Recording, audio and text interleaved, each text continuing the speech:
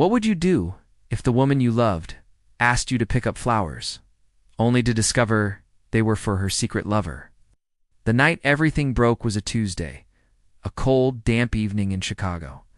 I was driving home from a late meeting, city lights blurring through the rain-streaked windshield of my sedan. My phone buzzed. It was Sarah, my wife. "Honey, could you swing by that florist on Michigan Avenue? I need a fresh bouquet for the dining table. Something vibrant, please." Her voice held a subtle tremor. I didn't think anything of it then. Just a wife wanting to brighten our home. My heart hammered. I saw her through the rain-slicked glass, laughing with a man whose hand rested casually on her lower back. The vibrant bouquet she'd asked for was already in his hands. My world shattered into a million irreparable pieces. If you genuinely enjoy our stories, please subscribe to the channel. Tell us where you're from and what time it is right now. The humiliation was a physical blow, a searing pain that spread like wildfire through my veins. I couldn't confront her, not then, not with that raw, blinding rage. I needed to understand. I needed proof. For weeks, I watched her, a ghost in my own home. Her behavior shifted subtly. Late-night texts, always with her phone face down, calls she'd take in hushed tones in the other room. The way she'd flinch if I walked in unexpectedly. The little lies, like claiming she was at a yoga class. Ow! When her car was parked blocks away from a bar I knew she frequented. One evening, I found a receipt tucked deep in her purse. The Grand Hotel, Chicago room 703. Dated just 2 days prior, my blood ran cold. The Grand was a luxury hotel downtown. The pieces were starting to fit, forming a grotesque mosaic of betrayal. I started checking her phone records, a knot of guilt and desperation twisting in my stomach. There was a number, frequently called, always at odd hours. Quick reverse search revealed it belonged to Mark Jensen. Smug, arrogant Mark, who always had a condescending smirk for me at company events. Sarah, meanwhile, grew colder. Our conversations became clipped, transactional. She'd dismiss my attempts at intimacy with a sigh, a roll of her eyes. "I'm tired, John," she'd say. Her voice laced with an impatience that stung more than any direct insult. She became manipulative, twisting my words, making me feel like I was the problem, too needy, too suspicious. She'd gaslight me, making me doubt my own sanity. "You're imagining things, John. You're stressed."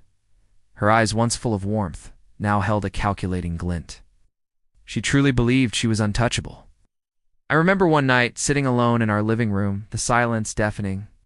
The house felt hollow, filled with the echoes of a love that was now a lie. I broke down. The tears came, hot and bitter. For the man I used to be, for the future I thought we had. But amidst the despair, a cold, hard resolve began to form. This wasn't just about pain anymore. This was about justice. This was about making her pay. I started gathering proof meticulously, like a detective building a case. I installed discrete cameras, focusing on entryways and common areas, never in private spaces. I hired a private investigator, Frank. Frank's reports were damning. Photos of Sarah and Mark entering and leaving hotels, holding hands in restaurants, even a video of them kissing passionately in a secluded park near Lake Michigan. I copied her phone data, downloaded her emails, every incriminating message, every whispered plan. I even found a joint bank account she'd opened with Mark, a substantial sum already transferred into it. She was planning to leave me and take a significant portion of our shared assets. The legal traps were next.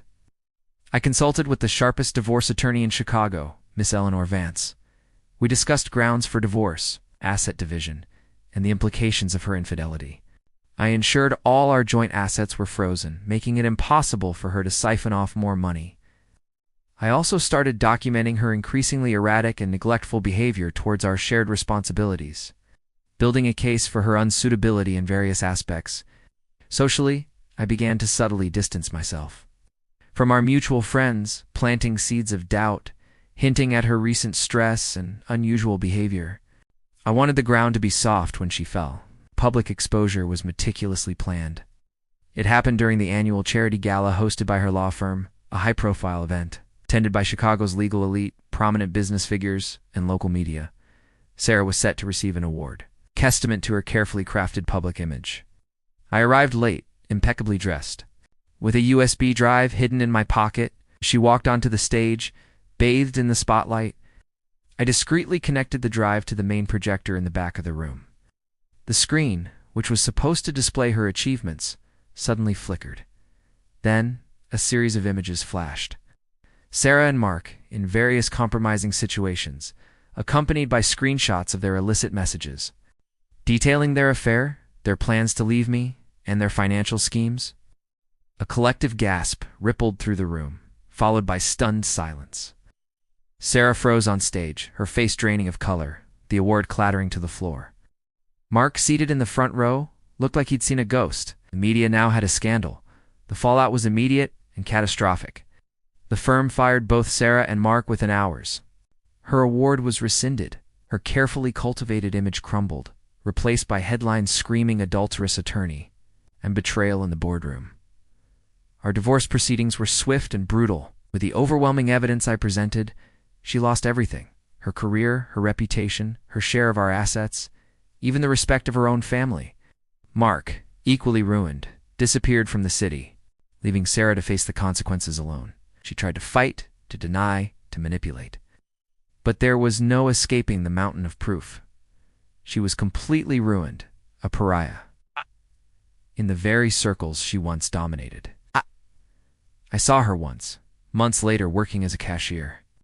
In a small grocery store on the outskirts of the city, her once vibrant hair dull, her eyes hollow.